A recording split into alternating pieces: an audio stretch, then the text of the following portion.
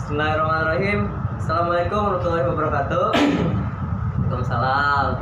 Hari ini ditemanin sama Kang Oki. Kang Oki datang hari ini mau ngejelasin masalah ini nih. Apa programnya itu? Ya, assalamualaikum warahmatullahi wabarakatuh. Kita punya program toko berkah atau instansi berkah kita nyebutnya. Jadi ada satu lagi sebenarnya Kang, ada satu lagi itu pilar mandiri. Jadi sebenarnya kalau tagline-nya sih saya buat UKM Bangkit. UKM Bangkit itu dalam arti bagaimana kita bersinergi dengan UKM tapi dalam hal yang benar-benar dalam keberkahan lah ya, mudah-mudahan. Jadi intinya kita merutinkan sedekah usaha dari teman-teman UKM itu untuk kemudian digulirkan kembali. Jadi tapi kalau untuk memotivasi orang untuk sedekah kan biasanya agak nanti akhirnya kita tambah benefitnya. Benefitnya apa? Benefitnya free pengajian. Kita ada kajian khusus. Oh, yang ada di sini. Ya, yang ada di sini. Jadi nanti kita dilihat di linknya aja. Nanti akan dimasukin di landing page-nya itu semua informasi benefitnya apa. Tujuannya sih kita mau ngalah berkah itu ya. Jadi buat teman-teman yang ada kelebihan dana, bingung mau zakat infak sedakohnya kemana, masukin ke sini. Terus nanti kita akan follow up, kita akan bikin laporan khusus ke teman-teman tuh biar tahu ini tuh apa yang kalian berikan tuh bermanfaat. Lanjut tak? Ya. Jadi ada kalau kemarin sebelum COVID itu kita buat spanduk di tokonya. Kalau misalnya tokonya sudah ada, tokonya offline terus belum ada spanduk, kita buatkan spanduknya. Oh, jadi dari dananya donatur itu setelah dikumpulin kita cari nih usaha-usaha orang yang lagi pengen maju gitu ya. Jadi kalau dulu orang suka ngasih orang yang nggak mampu tuh uang aja, habis uangnya dia juga nggak bisa apa-apa ya. Nah ini kita coba mau ngikutin tagline itu gitu ya. Jadi kita coba ngalah uang dari donatur itu, terus kita ngalah berkah dengan mengkasih ke orang yang tepat, tapi nggak dalam bentuk uang, tapi mungkin dengan supporting ya. Spanduk gitu. Nah jadi ada dua bagi UKM yang sudah mampu itu kita buat toko berkah. Toko ya merutinkan sedekah.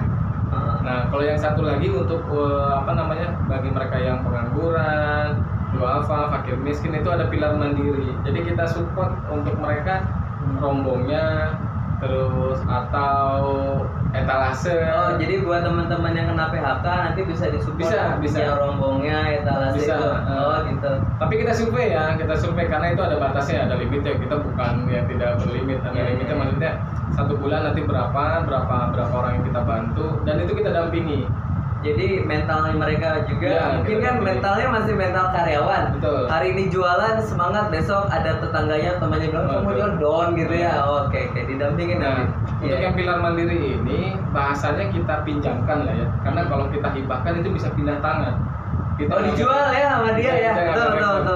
Iya. Jadi kita pinjamkan misalnya rombongnya atau etalasenya atau kulkasnya atau bahkan kita rencananya atau motornya misalnya kita pinjamkan sampai dia bisa mandiri. Dalam arti mandiri gimana? Misalnya bukan berarti ini ya. Misalnya etalasenya berharga 1 juta, seharga 1 juta misalnya. Iya. Dia harus sedekah rutin. Minimalnya minimalnya terserah. Misalnya sedekah itu untuk ngebantu lagi kawan kita yang masih jadi bergulir. Betul. Sedekah jadi bentuknya sedekah. Misalnya kalau sedekahnya 100.000 sampai setahun kan berarti udah 1.200.000. Ya. Nah udah lebih kan. Yang mau kita coba ini konsistennya sedekah itu ya. Jangan ada yang suka sedekah gede habis itu kayaknya lebih bagus tuh yang konsisten. Ya. Hari ini sholat besok sholat lagi ya gitu ya. Iya. Jadi kalaupun 10.000 nggak apa-apa. Setiap bulan atau setiap hari 10.000 ya udah yang penting rutin. Karena Allah menyukai sesuatu yang sedikit walaupun rutin. Walaupun sedikit tapi rutin gitu. Istiqomah. Jadi mau 25.000, mau 50.000 nggak apa-apa, yang penting rutin itu yang kita indikan gitu. Jadi kalaupun nanti ada rezeki lebih seperti kemarin ada yang rutinnya 100.000 tapi ternyata pas Ramadan ngasih 7.700.000 karena pada saat itu mungkin ada kasih rezeki lebih. Jadi yang sedekah dulu sedekah membabi buta ya kalau bahasa Ustaz Yusuf Mansur babi buta. Ya itu nggak apa-apa, itu dijalankan, tapi yang rutinnya juga tetap jalan. Maksudnya kita ada target minimal bulan ini sedekah 100.000, ya sudah bulan depan 100.000. Jadi semua posnya sedekah di Balikpapan khususnya itu banyak ya. Tapi kita juga mau menghadirkan sesuatu yang beda gitu ya. Karena dulu nih Kang Oki selalu support ke UKM, jadi kita ada link ke UKM untuk yang mana yang harus disupport. Jadi kawan-kawan, ini tuh lahan rezekinya dia untuk keluarganya gitu ya. Kalau misalnya kita bisa bantu mereka dengan cara seperti ini, dan kita nggak kasih uangnya ya.